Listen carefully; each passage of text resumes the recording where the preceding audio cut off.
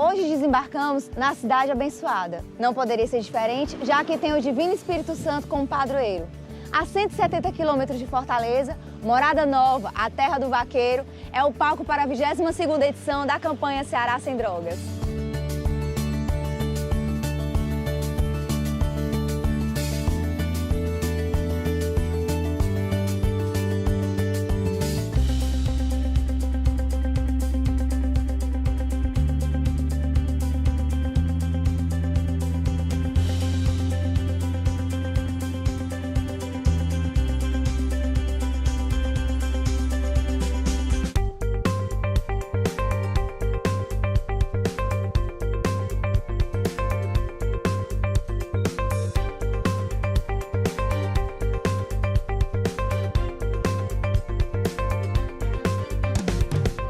Eu acho importantíssimo esses eventos por conta da conscientização. Quer dizer, não é necessário chegar até a droga para conhecer ela. Eu acho importantíssimo essa prevenção que o governo está criando. Então realmente é muito maravilhoso o que está acontecendo aqui em Morada Nova. Você vê o ginásio lotado. Essa juventude precisa ouvir que a vida não é uma droga. Eu estou gostando muito da palestra. Está sendo muito incentivadora, mostrando às pessoas que droga não é um caminho para os jovens. E eu acho que isso pode ser um grande incentivo para a Morada Nova sair desse mundo das drogas. Porque nós de Morada Nova estamos inseridos em um clima de violência. A violência realmente vem assolando o nosso município, os nossos jovens têm perdido a vida. E eu acredito que uma personalidade que é muito conhecida e admirada pelos jovens, como Casa Grande, só vem a contribuir. Eu acho que a Morada Nova está precisando muito receber um homem como esse, porque ele conseguiu se libertar das drogas e é muito importante nós sabermos mais sobre ele, né? E o trabalho dele, que também é muito legal, eu gosto.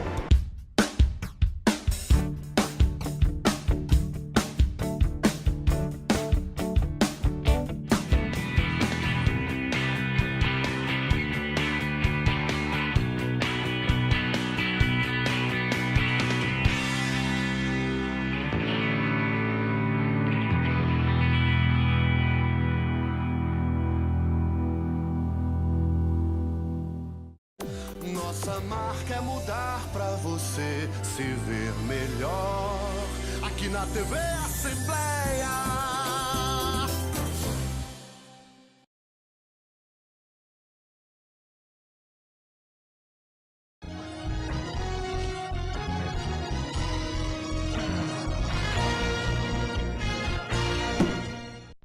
Olá, boa noite. Está no ar o programa Questão de Ordem. Hoje nós vamos falar de doenças raras. A Assembleia Legislativa realizou uma sessão solene, uma solenidade, no dia 28 agora de fevereiro, onde exatamente discutiu a questão das doenças raras, o Dia Mundial das Doenças Raras, que transcorreu exatamente nessa data. A sessão aconteceu no plenário 13 de maio, atendendo a requerimento da deputada estadual Fernanda Pessoa, do PR. E a data, ela é lembrada em mais de 70 países, não é?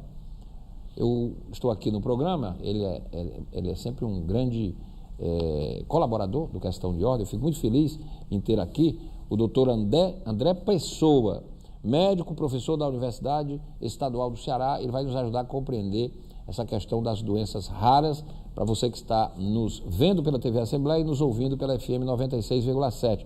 O nosso tema hoje é doenças raras e o meu convidado é o doutor André Pessoa, que tem graduação em Medicina, evidentemente, pela UFC, residência médica em Neurologia Infantil. Ele tem especialização em Neurogenética, não é? E ele também está fazendo doutorado no Departamento de Neurologia do Hospital das Clínicas, lá da Faculdade de Medicina da USP. Ele é professor de práticas médicas em Neurologia Infantil na Universidade Estadual do Ceará. Doutor André Pessoa, a partir de agora, comigo aqui no Questão de Ordem. Doutor André, muito boa noite, prazer recebê-lo.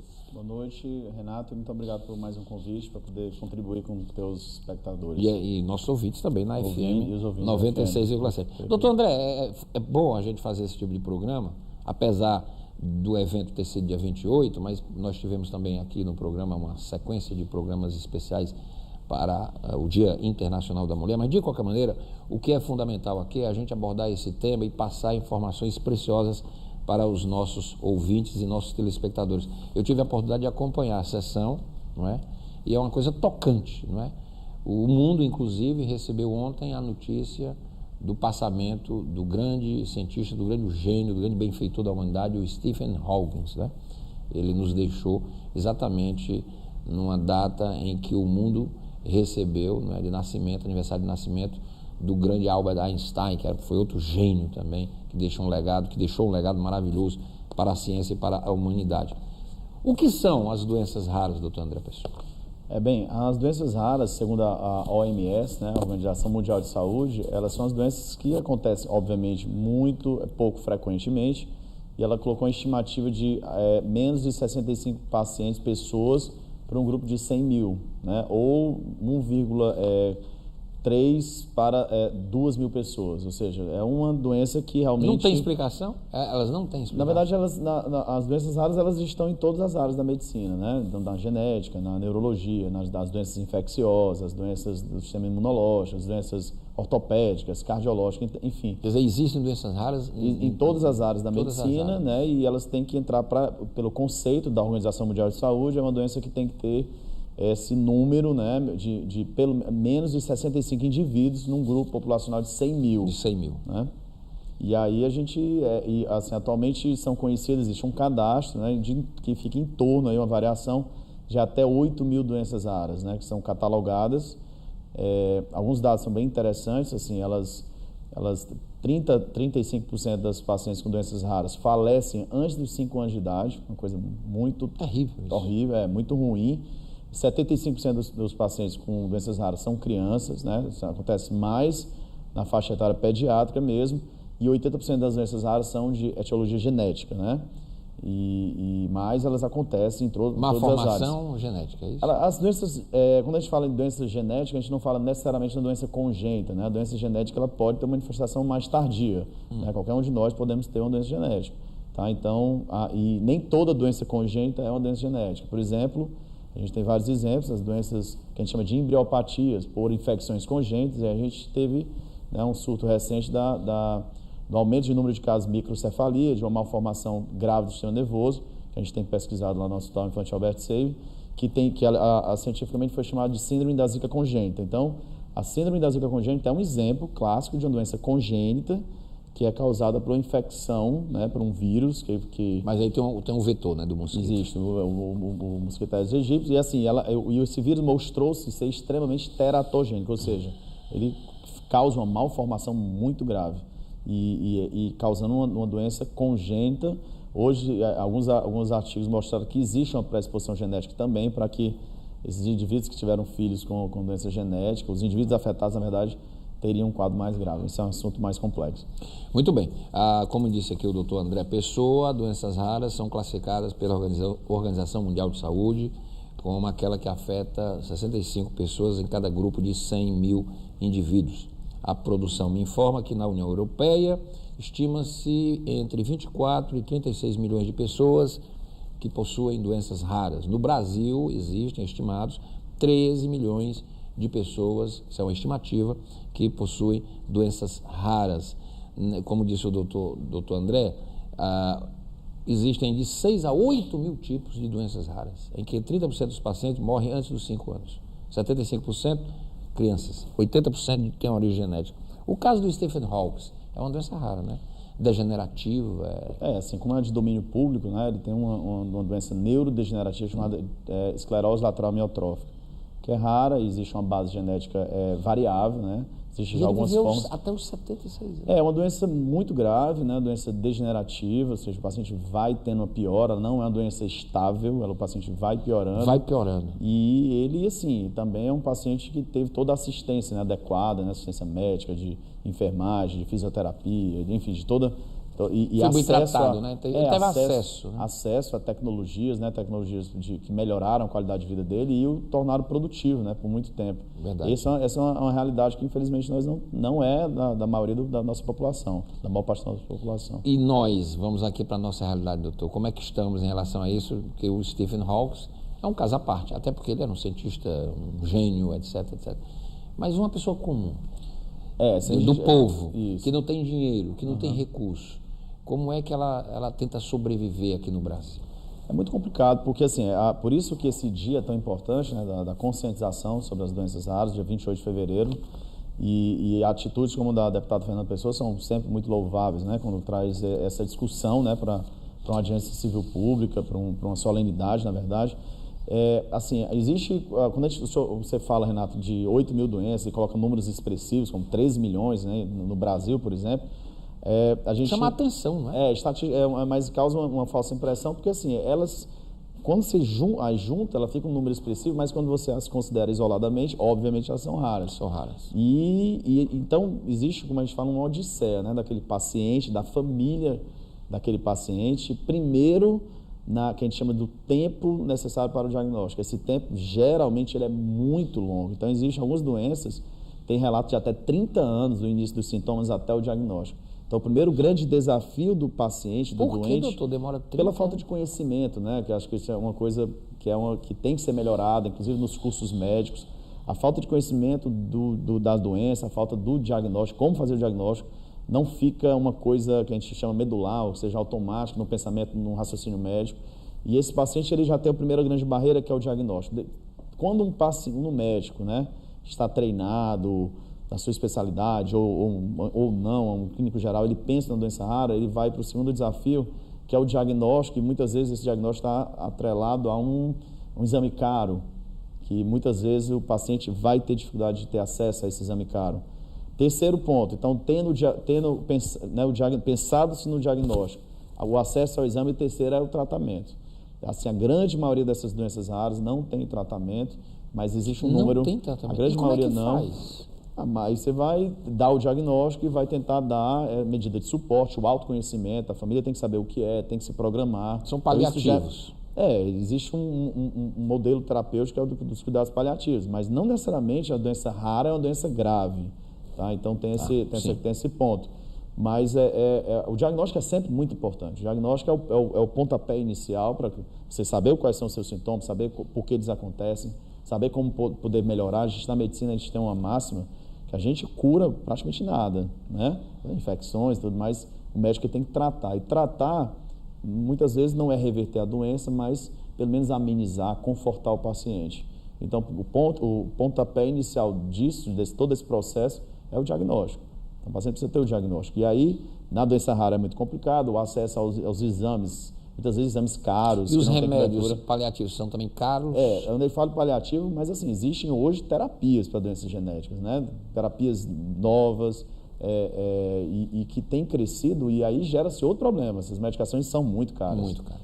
E o SUS no Brasil a grande maioria das medicações não estão, né, incorporadas, estão aprovadas, mas a maior parte não. Então, muitas vezes, aquele paciente ele tem que entrar judicialmente, para que tenha assegurado o seu direito, que é um direito constitucional. De ter acesso, né, a uma medicação mesmo, que seja uma medicação cara e para uma doença rara. Né? Então, esse caminho, Renato, ele é um caminho muito longo, é uma odisseia mesmo, que aflige... E com muito sofrimento, né, doutor? Aflige muito sofrimento para o paciente, para as famílias, né? A gente fala hoje tem as famílias de pacientes com doença rara, porque a gente está acostumado, né, com esse tipo de situação. São famílias que sofrem, né, e muda toda a dinâmica familiar. E o próprio médico, os terapeutas, né, que estão ali tratando o paciente e se frustram, né, quando não conseguem avançar em determinado ponto. Por exemplo, eu penso numa doença rara no âmbito público e eu vejo, por exemplo, um abismo muito grande entre os pacientes que eu atendo no consultório. E muitas vezes o paciente chega para mim numa primeira consulta, na segunda eu penso na doença, ou penso num grupo de doenças, peço um teste específico, ou peço um teste mais amplo, e na segunda consulta, grande parte das doenças mesmo raras já está com diagnóstico, porque o paciente tem acesso a um exame mais caro, porque tem um convênio que cobriu, muitas vezes o convênio não cobre, mas ele vai atrás, judicialmente ele consegue, e no sistema público a gente tem essa dificuldade, né, de que a gente vê o paciente, pensa a sua cabeça é a mesma, eu que trabalho no serviço público e no serviço privado, e vejo essa dificuldade de acesso no serviço público também. Né? E a questão da medicação, acho que, como são medicações muito caras, algumas são muito caras, tem uma nova que custa em torno de 3,5 milhões por ano.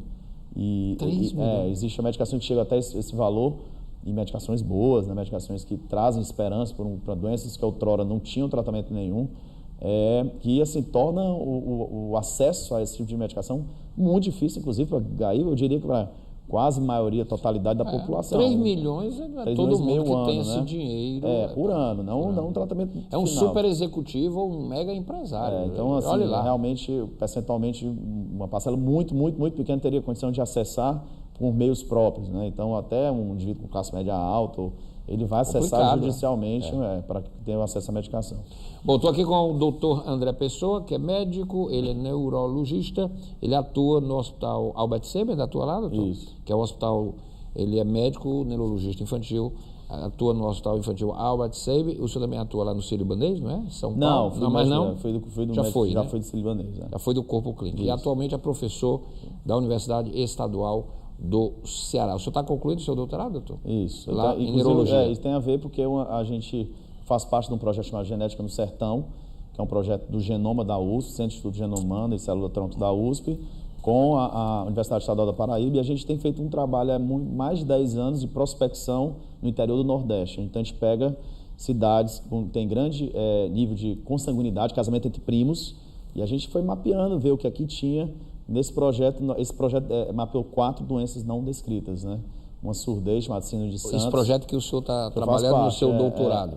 Uma delas é o IMPA-1, que então, assim, é uma surdez genética, uma condição chamada SPOAN, que é uma doença no interior do Rio Grande do Norte, que dá uma atrofia de nervo óptico, uma fraqueza nas pernas, uma polineuropatia, e 2 formas de retardo mental geneticamente. Uma fraqueza nas pernas e o que o senhor falou? Uma atrofia de nervo óptico e uma polineuropatia. Então, polineuropatia. É um problema dos nervos periféricos. Certo. Essa doença foi chamada, nós chamamos de SPOAN. E agora nós mapeamos também, recentemente, 2 famílias no interior da Paraíba com formas de deficiência mental, intelectual, geneticamente determinada. Um gene chamado MED25. Casamento de primos, né? Essas 2 famílias são doenças recessivas, ou seja, são de primos e são um grupo que um tem 14 afetados, o outro tem 9. Então, nós descobrimos essa mutação, né, não descrita na literatura científica, mas nós não, até o momento a gente não tem, pelo menos, relato de que outros indivíduos no mundo tenham sido diagnosticados com essa doença. Engraçado que quando eu era pequeno, né, quer dizer, minha família também tem ramificações no interior, eu ia para o interior e a gente ouvia muito, né, das mais idosas, as pessoas dizendo, não, esse negócio de namoro, negócio de primo, isso não vai dar certo. Quer dizer, existe isso na cultura popular, quer dizer, que namoro, casamento de primo não dá certo, exatamente por causa disso. Nasce menino com malformação, se dizia até isso. Mas mesmo assim, em alguns lugarejos, né, principalmente no Nordeste, isso é normal, né? Assim, é uma coisa cultural, uma coisa geográfica também, né? A gente, nesse projeto, que é coordenado pela professora Silvana Santos, da Estadual do Paraíba, foram feitos levantamentos de consanguinidade. Tem uma cidade no interior da Paraíba, chamada Bernardino Batista, que tem 48% de casais consanguíneos, ou seja, quase metade dos casamentos são entre primos. O alto risco, né? Isso aumenta o risco de doença de um grupo de doença genética chamada de herança autossômica recessiva. Agora, o que é curioso nesse nosso projeto é que ele mostrou que a gente achou muita doença dominante também, que não tem nada a ver com consanguinidade. E um dos prováveis motivos para que a gente tenha visto esse aumento no interior do Nordeste é a falta do diagnóstico e, consequentemente, aconselhamento genético, familiar. Então, a gente via, por exemplo, famílias com 9 pessoas afetadas, e essas famílias bem humildes, né, com baixo nível sociocultural e dificuldade de acesso ao diagnóstico, eles davam explicações. Nasciam os indivíduos com problemas neurológicos, e eles, porque você tomou manga com leite, aquele ali porque nasceu naquele quarto, aquele ali foi quebrante, foi mal olhado, essas coisas, né? População que a gente respeita e tudo. Então, faltou o diagnóstico e faltou a percepção do risco de recorrência, né? Quando a gente fala de aconselhamento genético, ninguém está falando que você não pode ter filho, não é isso. A decisão sempre é do casal, mas aquele casal precisa ter o direito de saber qual a chance, ter um né? risco. O risco, a chance de ter um filho com a mesma situação, né?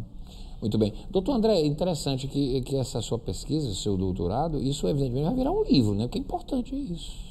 Realmente é muito interessante. Você uma doença nova. E isso ser colocado para uma discussão, claro, preservando aí. Lógico.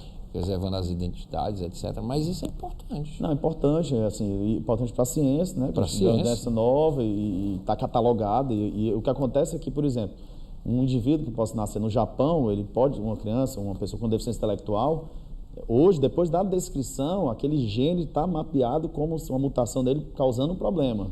Então, se nasce uma criança no Japão com um retardo mental, que a gente chama de deficiência intelectual, sem base definida no exames de última geração, se detecte a mutação nesse gene, o IMPA1, ele vai ter o diagnóstico semelhante ao que a gente descreveu aqui. Então, e assim, eu acho que o mais importante são as famílias, né, que receberam o diagnóstico. Então, os familiares daqueles indivíduos afetados com deficiência intelectual, eles souberam compreender, né, qual era a origem daquele problema, aquela repetição. Eles puderam receber o acompanhamento genético, a chance de ter filhos com o mesmo problema. Então, tudo isso traz muito benefício, né, para as famílias. Agora, doutor André, estou aqui com o doutor André Pessoa, que é médico, ele é médico neurologista, inclusive atua no Hospital Albert Sabin e é professor da UES. Os cursos de medicina dão uma ênfase na formação de médicos, digamos assim, especialistas em doenças raras? Não, porque elas percorrem, não é, um lapso muito grande, né, de espaço, né? Mas não há essa preocupação, assim, um especialista em doenças raras, não tem na medicina ainda. Renato, eu tive experiência de lecionar em mais de um... Mas o senhor, eu posso considerar que o senhor é um especialista nessa área, mas isso aí porque o senhor se interessou, estudou, sim, inclusive sim, na sua formação de doutorado. Mas o curso de medicina, ele dá essa abertura para médicos? Isso é um tema muito profundo, acho que você abordou, muito bem abordado. É uma equação que tem que ser resolvida na questão da educação médica, porque assim, a gente entende que o bom médico ele tem que saber as doenças mais prevalentes, ou seja, as mais comuns, não é? Mas existe essa situação de que as doenças raras existem, então elas são raras individualmente, mas quando nós as juntamos, elas têm um número muito expressivo. E o impacto do não conhecimento dessas doenças é um impacto muito grande. Então, assim, como responder isso, eu sinceramente não sei. Isso existe hoje, isso deve ser discutido nos grandes seminários médicos, talvez. De ensino médico. Existe essa área, né, de ensino médico, ensino da engenharia, ensino do jornalismo. Então, é uma ciência à parte, né? Como ensinar medicina, né, para novas gerações, né? Mas eu acho que uma das coisas que acho que tem crescido, de uma forma geral, é a questão do conhecimento da genética, né? Eu acho que eu não sou um geneticista de formação, faço neurologia, minha área de atuação é neurogenética, então eu estudo as doenças neurológicas geneticamente determinadas, mas o conhecimento, esse aumento do conhecimento de genética nos cursos médicos, certamente trará mais subsídios para que os indivíduos, né, os novos médicos no futuro, deem mais diagnósticos. Doenças neuromusculares, o nome está dizendo, né, que tem a ver com as artrites, etc., mais ou menos isso? Não, assim, na verdade... Neurológica que ramifica nas pernas, nos braços? Assim, quem atende, quem examina... Por exemplo, a do Stephen Hawking é uma doença neuromuscular? É uma doença neurológica, né? Ela pega a saída da medula, que a gente chama de corno anterior, neuronopatia e uma degeneração dos tratos longos. Que gera distúrbio de movimento. Que gera uma fraqueza, né? Então, o que a gente chama primeiro e segundo neurônio, ou neuronopatia com trato piramidal, enfim... Mas é um quadro que cursa com a fraqueza, né? Uma fraqueza e atrofias musculares, fasciculações, uma doença realmente degenerativa. O grupo das doenças neuromusculares é um grupo muito amplo, que também, assim, são também, na grande maioria das vezes, geneticamente determinadas, né? E é um grupo de doenças que tem sido estudado classicamente por neurologistas, até porque elas causam fraqueza muscular, enfim, e déficit motor. Né, geralmente, assim, o neurologista que estuda, muitas vezes o ortopedista vê também, o próprio reumatologista. O Alzheimer é uma doença rara, doutor? Ela é degenerativa, não é? O Alzheimer é a demência neurológica, mas ela é degenerativa. Degenerativa, mas ela é uma demência comum, ela não faz não entra nessa porque ela atinge mais pacientes. Mas é a demência mais comum que existe, a demência de Alzheimer. Erros inatos do metabolismo, o que é isso, doutor André Pessoa? Esse é um grupo amplo. Assim, erros inatos do metabolismo, quer dizer, o indivíduo... Erros inatos do metabolismo é um grupo também geneticamente determinado, que você tem a deficiência de uma enzima, de um cofator... Você nasce assim. Ou de uma proteína transportadora. Nasce com essa deficiência, mas a manifestação clínica não precisa ser congênita, não precisa ser ao nascimento. Essa manifestação clínica pode ser mais tardia também. O clássico dos erros inatos é também a faixa etária. Não tem nenhuma droga que substitua essa enzima. Existem várias drogas que são as terapias de reposição enzimática, são as terapias de redução de substrato. Então existem erros inatos do metabolismo, como por exemplo a fenilcetonúria, né, que teoricamente é o mais comum, se a gente desconsiderar outras. O que é isso? É uma deficiência de uma enzima chamada, vou falar um pouco grego, teu telespectador e ouvinte, uma deficiência de uma enzima chamada fenilalanina hidroxilase ou um cofator chamado tetrahidrobiopterina. Mas em suma, o indivíduo nasce sem essas substâncias e ele acumula fenilalanina, um aminoácido que é um aminoácido essencial que está no alimento. né? Que você, Isso a dá, criança isso mama... dá o que nele? Ele, se não diagnosticado e não tratado, aquela criança vai evoluir com retardo mental, pode evoluir com transtorno do espectro autista, pode ter epilepsia, pode ter transtornos motores, atraso motor lá na frente.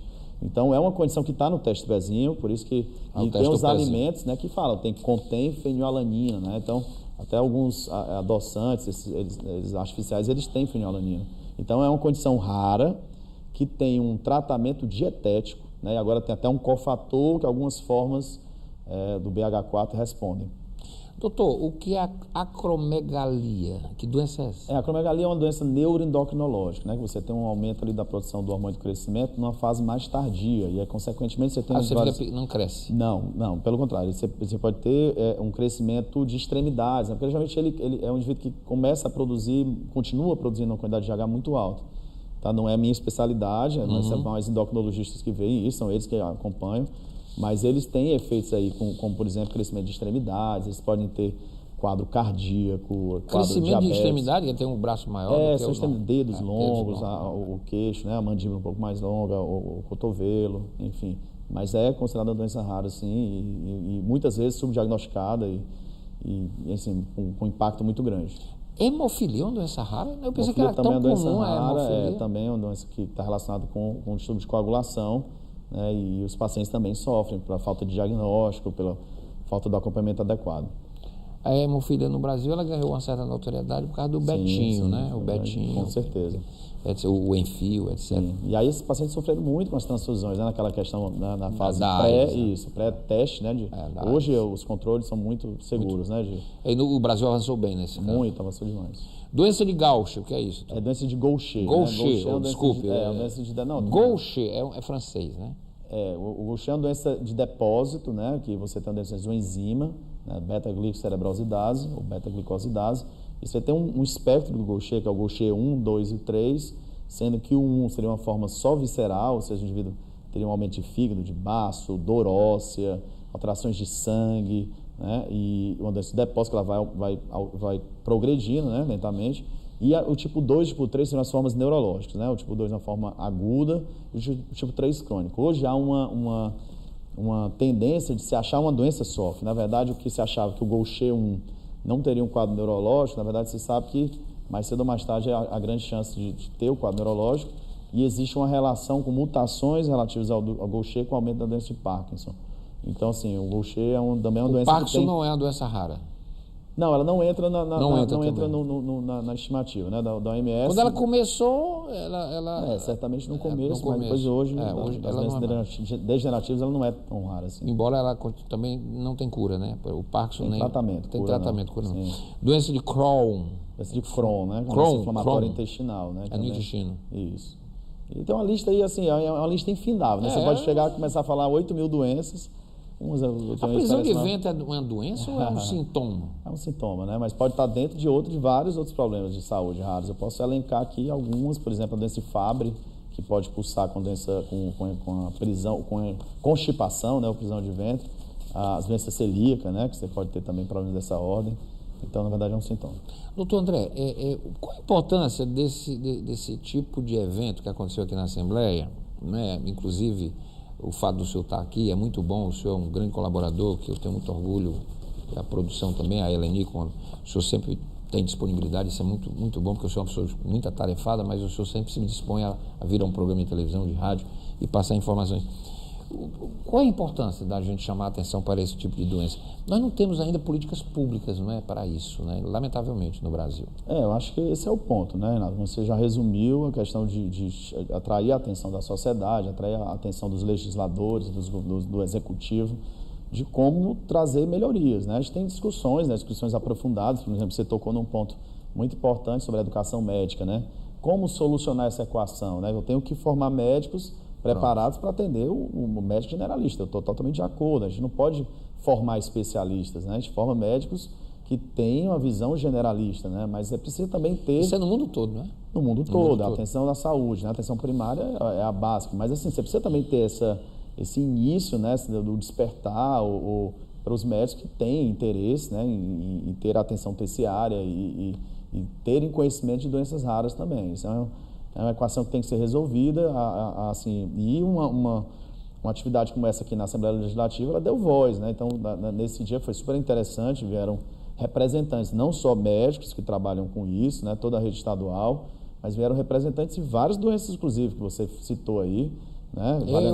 Eu vi uma parte da solenidade, foi algo muito tocante a gente ter o conhecimento de ver que aquilo existe, né? Sim, acho que é importante a participação da Fátima, né? Que é a presidente da Brame, que é a Associação Brasileira de Atrofia Muscular Espinhal, que é uma guerreira e levanta a bandeira, né? Levanta a bandeira não só bandeira do problema, né? Do filho dela, mas de todas as doenças raras.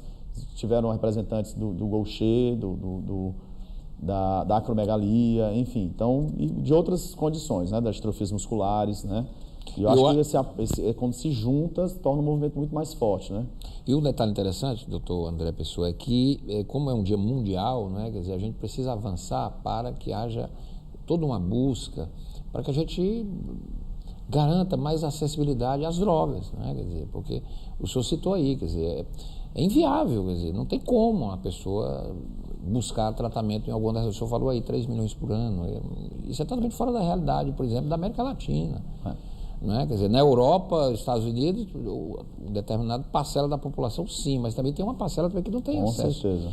Então a gente precisa, já que a ciência ela desenvolve-se para o bem da humanidade, não é possível que a gente fique atrelado apenas a questões de mercado da indústria farmacêutica. Isso teria que ser discutido num outro patamar, não é? Quer dizer, para dar mais acesso. Né? O Brasil conseguiu uma coisa muito interessante com o genérico, não é? Sim. A quebra de patentes. Sim. Foi um ganho muito grande. À época, o Serra era o ministro da Saúde. Sim. E aquilo foi muito importante, que barateou o custo de muitos remédios. Já existe algumas ações, né, do Ministério da Saúde, por exemplo, com a enzima que se dá para o Gaucher, né? Então, existe uma produção local, né?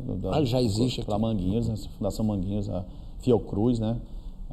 Então, assim, hoje existem bioreatores, inclusive tem uma unidade aqui no estado do Ceará. Tem? Tem, e eles estão produzindo aí a enzima para a reposição da doença de Gaucher.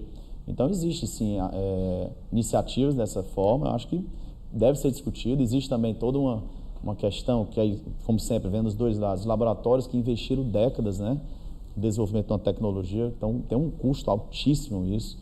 Né, desenvolver uma tecnologia para uma reposição enzimática ou mesmo, no caso, por exemplo, do AMI, um tratamento genético, né, que a gente chama de oligonucleotídeo antissenso. Então, é um negócio assim, fantástico, né, assim, as experiências de célula de tronco são a esperança, doutor? Célula-tronco, assim, eu diria que, a minha opinião é que há 12, 13 anos eu era muito mais esperançoso com a célula-tronco. Hoje ela caminhou, existe muitos centros no mundo todo ainda estudando célula-tronco, existe uma variedade de doenças muito grandes que teriam um benefício com célula-tronco, e uma possibilidade diferente, uma quantidade grande, diferente de terapias diferentes com célula-tronco, não é uma coisa só, né? Então, que tipo de célula? Célula de embrião, célula do dente, célula de gordura. Eu acho que assim, eu sou um pouco frustrado com isso, que eu esperava que teria sido, eu esperava um avanço mais rápido. Hoje eu acho que parou muito. Estagnou. Não, estagnou. Continua-se muitas pesquisas, né, em relação a isso, mas muitas coisas ainda não foram resolvidas. Por exemplo, até questões de segurança, né, da célula-tronco e a melhor célula para o melhor tipo de tecido. E, enfim, assim, coisa de futuro ainda, né? As pesquisas têm que evoluir. Mas, por exemplo, existe uma coisa que cresceu bastante para algumas doenças e alguns já estão em ensaio clínico avançado, que é a terapia gênica, né? Em que você usa um vírus para modificar um material genético do ser humano. Então, você coloca um vírus que ele tem um tropismo, ou seja, uma afinidade por determinado tecido, e ele vai carregando um gene sem a mutação, sem problema, e ele troca aquele gene. Legal. Então, já existe esse... Já existe ensaio clínico, por exemplo, para atrofia muscular espinhal. Então, nós esperamos que seja estão aprovado. Testando em alguns pacientes. Já estão, sim, ensaio clínico pacientes, né? Doutor André, lá no Hospital Albert Sabin, lá, vocês fazem esse diagnóstico desse tipo de doença? Talvez seja até frustrante, porque depois do diagnóstico, como é que vamos evoluir? Mas o Hospital Albert Sabin, ele caminha nesse sentido? Muito. Que é um hospital público, inclusive. O Hospital Sabin... Muito bom. O Sabin tem números, assim, extraordinários.